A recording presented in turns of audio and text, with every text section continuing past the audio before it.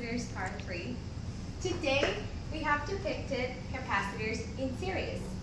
This means that the capacitors will be right on top of each other, like depicted here. Here's our battery. 1.5 plus 1.5 volts is equal to 3 volts.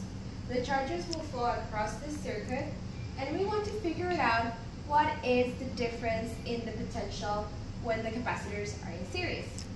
So, things to know about these capacitors. Unlike the capacitors in parallel that shared their potential, these capacitors will share their charges.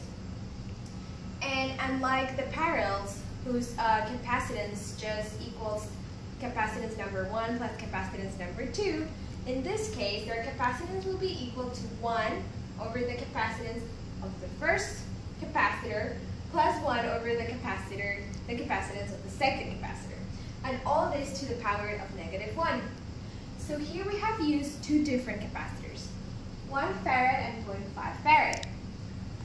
And we calculated the capacitance across these two capacitors to be 0.32 farad. Now we all know the equation for capacitance is equal to charge over the difference in potential. This means that the charge will be equal to the capacitance times the difference in potential. In this case, 0.32 farad times our 3 volts. And this is equal to around 1 Columbus.